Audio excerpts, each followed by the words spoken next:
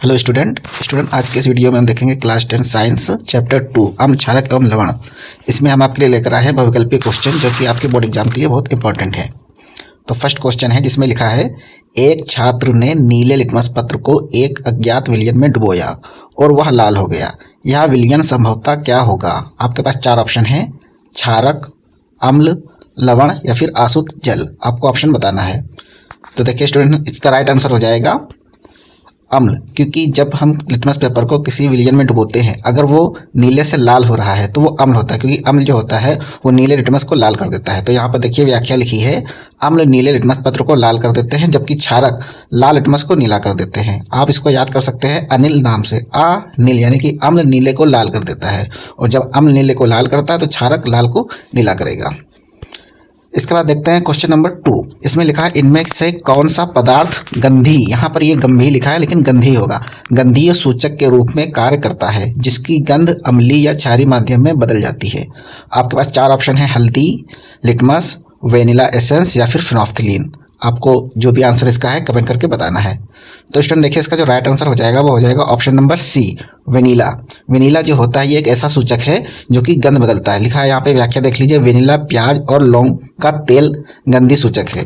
इनकी विशिष्ट गंध क्षारीय माध्यम जैसे NaOH में समाप्त हो जाती है लेकिन अम्लीय माध्यम में बनी रहती है। तो इस तरीके से सी ऑप्शन राइट आंसर होगा। इसके बाद देखते हैं क्वेश्चन नंबर 3। लिखा है, लिटमस विलयन जो एक बैंगनी रंग का रंजक होता है यह किस पौधे से प्राप्त किया जाता है? चार ऑप्शन है, ऑप्शन ए गुलाब, option B lichen, option C petunia या फिर हाइड्रेंजिया। जो भी ऑप्शन सही लगे आपको कमेंट करके बताना है। तो स्टूडेंट देखिए, इसका जो राइट आंसर हो जाएगा वो हो जाएगा option number B, lichen. Lichen right answer होगा। देखिए लिखा है, लिटमस विलयन थेलोफाइटा समूह के लाइकेन पौधे से निकाला जाता है। इसे सामान्यतः सूचक की तरह उपयोग किया जाता है। तो राइट आंसर लाइकेन हो जाएगा। इसके बाद देखते हैं क्वेश्चन नंबर 4। लिखा है, दानेदार जिंक पर तनु सल्फ्यूरिक अम्ल H2SO4 डालने पर कौन सी गैस उत्सर्जित होती है? स्टूडेंट अगर आपने हमारा पिछला वीडियो देखा होगा, इसमें हमने बताया था जब किसी अम्ल की क्रिया किसी भी धातु से कराते हैं तो धातु अम्ल में से हाइड्रोजन को विस्थापित कर देती है। तो इसमें जो आपकी गैस निकलेगी वो हाइड्रोजन, यानी कि इसका राइट आंसर हो जाएगा ऑप्शन नंबर सी। देखिए यहाँ पर एक रिएक्शन लिखी है Zn + H2SO4, तो Zn ने हाइड्रोजन को विस्थापित कर दिया और इस रिएक्शन में H2 निकलती है और अगर हम उसके पास मोमबत्ती को लेकर जाते हैं तो वहां से पॉप पॉप की आवाज करके यहाँ पर उसके बुलबुले फूटने लगते हैं। ये हाइड्रोजन गैस की वजह से होता है। तो C option is right answer. इसके बाद देखते हैं क्वेश्चन नंबर 5। लिखा है, हाइड्रोजन गैस की उपस्थिति की जांच करने के लिए जलती हुई मोमबत्ती पास लाने पर क्या होता है? मोमबत्ती बुझ जाती है, गैस फट यानी कि पॉप ध्वनि के साथ जलती है, गैस बिना किसी आवाज के जलती है या फिर कोई प्रतिक्रिया नहीं होती है। तो स्टूडेंट देखिए, अभी मैंने पिछले क्वेश्चन में बताया था, जब मोमबत्ती को पास में लेकर आते हैं जो उसके बुलबुले होते हैं, हाइड्रोजन गैस जो होती है वो ज्वलनशील होती है जिसकी वजह से वो पॉप पॉप की आवाज करके फटने लगती है। तो इसका राइट आंसर हो जाएगा ऑप्शन नंबर बी, गैस फट की ध्वनि के साथ जलती है। इसके बाद देखते हैं क्वेश्चन नंबर 6।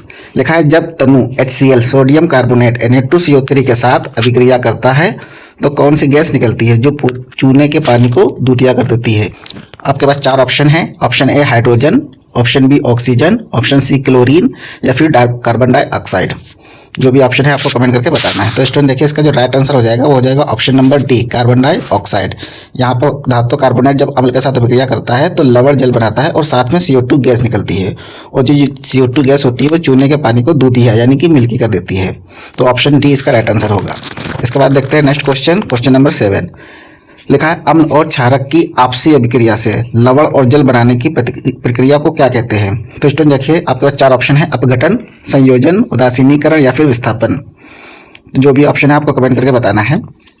तो स्टूडेंट देखिए, अम्ल और क्षारक की जब अभिक्रिया होती है तो इसमें लवण और जल बनता है, यानी कि अम्ल और क्षारक दोनों ही उदासीन हो जाते हैं। तो इस अभिक्रिया को हम लोग कहते हैं उदासीनीकरण यानी कि न्यूट्रलाइजेशन। तो ऑप्शन नंबर सी इसका राइट आंसर होगा। यहाँ पर एक एग्जाम्पल दिया है NaOH जो कि एक क्षारक होता है प्लस HCl जो कि अम्ल है, दोनों की क्रिया से NaCl बन रहा है जो कि लवण होता है यानी कि उदासीन। तो उदासीन अभिक्रिया में नमक गुना प्लस H2O, तो इसका सी आंसर हो जाएगा।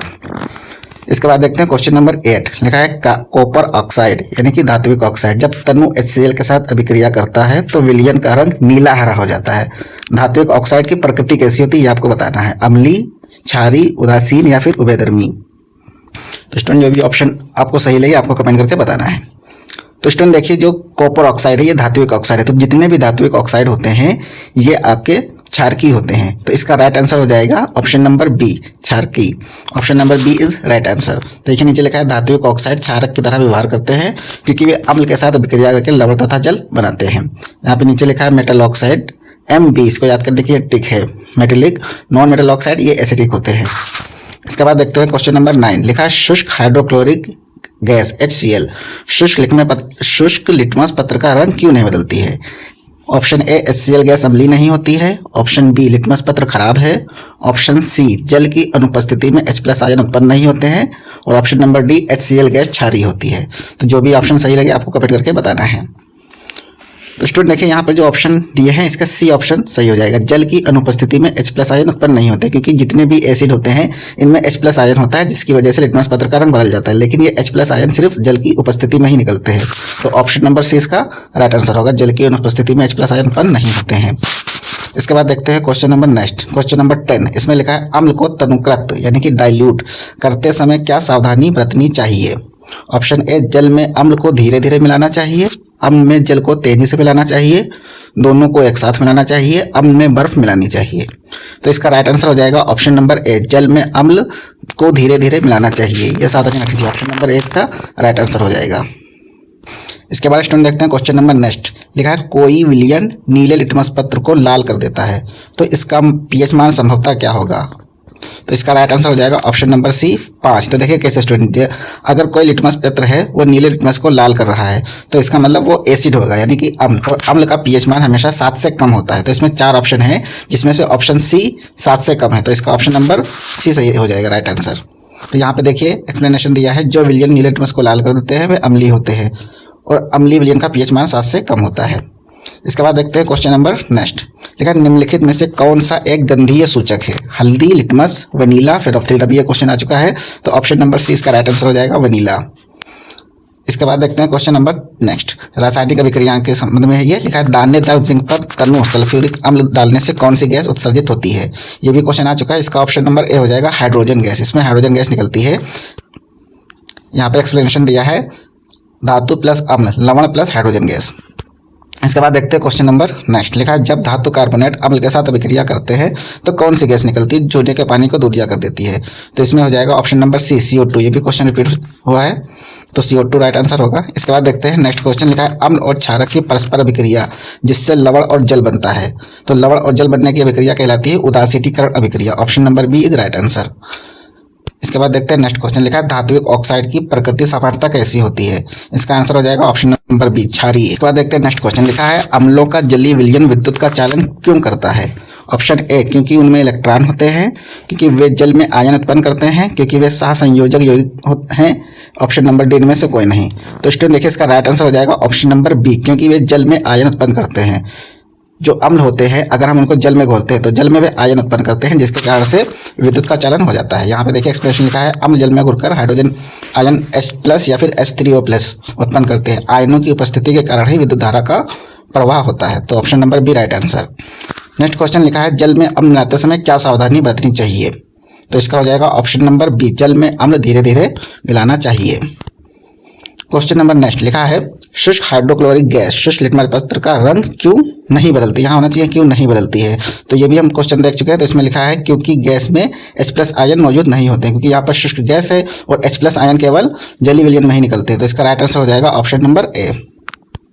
नेक्स्ट क्वेश्चन में लिखा है मानव शरीर सामान्यतः किस pH परास के बीच कार्य करता है? ऑप्शन नंबर ए 4.0 से 4.8, ऑप्शन नंबर बी 5.0 से 5.8, ऑप्शन सी 7.0 से 7.8 या फिर ऑप्शन नंबर डी 9.0 से 9.8। जो भी राइट आंसर है आपको कमेंट। तो इसमें देखिए इसका राइट आंसर हो जाएगा ऑप्शन नंबर सी 7.0 से 7.8। यहाँ पे लिखा है जीवित प्राणी केवल संकीर्ण pH परास में ही जीवित रह सकते हैं। हमारा शरीर 7.0 से 7.8 की क्षारीय सीमा में सबसे अच्छा कार्य करता है। तो ऑप्शन इसका सी राइट आंसर होगा। यहाँ पे टिप्स भी दी है। अम्लीय वर्षा तब कहलाती है जब वर्षा का जल का pH 5.6 से कम हो जाता है। यानी कि जब पानी जो बारिश का पानी होता है वर्षा का जब pH मान उसका 5.6 से कम हो जाता है तो उस वर्षा को हम अम्लीय वर्षा कहते हैं। देखिए स्टूडेंट्स, के बाद नेक्स्ट क्वेश्चन, इसमें लिखा है 1 विलियन लाल लिटमस पत्र को नीला कर देता है। इस विलियन का पीएच मान संभवतः क्या है? तो स्टूडेंट देखिए यहाँ पर जो ऑप्शन दिए हैं 1, 4, 5 और 10, तो यहाँ पर ऑप्शन देख कर इसका आंसर बता सकते हैं, क्योंकि यहाँ पर जो ऑप्शन है 3 ऑप्शन ऐसे हैं जो 7 से कम है। तो हमारा जो सोल्यूशन होता है, अगर अम्ल है तो 7 से कम होता है, और अगर क्षारक है तो 7 से ज़्यादा। तो यहाँ पर 3 ऑप्शन तो 7 से कम वाले हैं, तो अम्ल तो होगा नहीं। तो इसका राइट आंसर हो जाएगा ऑप्शन नंबर डी 10। यानी और दूसरा आप देख सकते हो क्वेश्चन से भी, लाल लिटमस पत्र को नीला करता है। तो जो क्षारकी विलयन होता है वो लाल लिटमस को नीला करता है, और क्षारक का विलयन का जो पीएच होता है वो 7 से ज़्यादा आता है। तो ऑप्शन नंबर डी 10 इसका राइट आंसर होगा स्टूडेंट। यहाँ पे देखिए, क्षारक लाल लिटमस को नीला करते हैं, क्षारकी विलयन का पीएच मान 7 से अधिक होता है, इसलिए इसका उत्तर 10 सही होगा। नेक्स्ट क्वेश्चन, इसमें लिखा है निम्नलिखित में से कौन सा एक घ्राण सूचक यानी कि ऑल्फैक्टरी इंडिकेटर है जिसकी गंध अम्लीय या क्षारकी माध्यम में बदल जाती है? हल्दी, लिटमस, वेनिला, फिनोल्फ्थालीन। तो ये भी रिपीटेड क्वेश्चन, इसका राइट आंसर हो जाएगा option number C vanilla. Vanilla, प्याज और लौंग के तेल को घ्राण सूचक यानी कि ऑल्फैक्टरी या गंधीय सूचक कहते हैं। इनकी गंध अम्लीय और क्षारकी माध्यम में भिन्न हो जाती है। नेक्स्ट क्वेश्चन लिखा है, जब क्षारकी प्रकृति वाला साबुन हल्दी के दाग पर लगाया जाता है तो दाग का रंग कैसा हो जाता है? पीला, भूरा लाल, नीला या फिर रंगहीन? तो आपको यहाँ पर जो भी ऑप्शन आपको सही लगे कमेंट करके बताना है। स्टूडेंट देखिए, यहाँ पर जो आपका ऑप्शन सही होगा वो होगा ऑप्शन नंबर बी। जब साबुन को हम हल्दी के दाग पर लगाते हैं तो उसका रंग भूरा या लाल हो जाता है, क्योंकि हल्दी एक सूचक है जो कि रंग को बदल देती है क्षारक विलयन में। यहाँ लिखा है हल्दी एक प्राकृतिक सूचक है, क्षारक जैसे साबुन के संपर्क में आने पर ये भूरे लाल रंग में बदल जाती है। इसके बाद नेक्स्ट क्वेश्चन लिखा है, सोडियम हाइड्रोक्साइड यानी कि NaOH के विलयन में फिनोल्फ्थालीन की कुछ बूंदें डालने पर विलयन का रंग कैसा हो जाता है? गुलाबी, पीला, नारंगी या फिर रंगहीन? तो इसका राइट आंसर हो जाएगा ऑप्शन नंबर ए गुलाबी। जब NaOH की बूंदों को फिनोल्फ्थालीन विलयन में डालते हैं तो उसका रंग बदलकर गुलाबी हो जाता है। तो ए इसका ऑप्शन सही होगा।